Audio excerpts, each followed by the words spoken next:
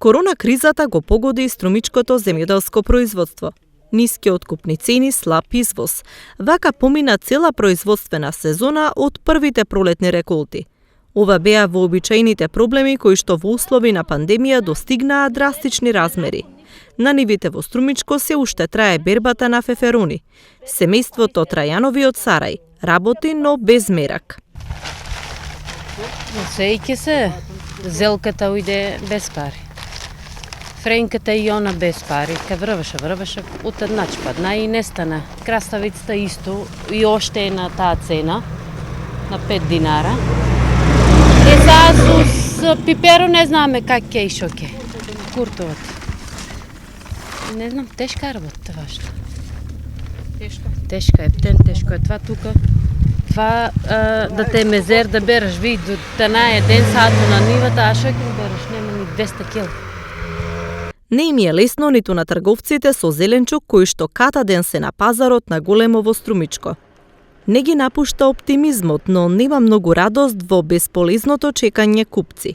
За сега продажбата малку намалена, народот малку дали на одмор, забеган и очекаваме за септември да видиме как ќе биде за зимницата. Значи малку сега намалено, слабо народ се движи.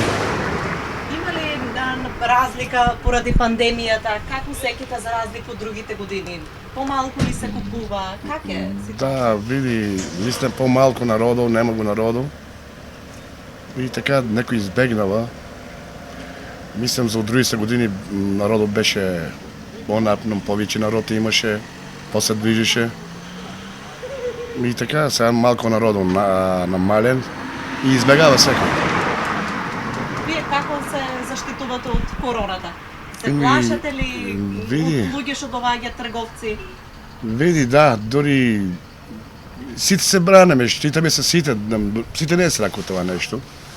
И мора да ставаме некој пат маски.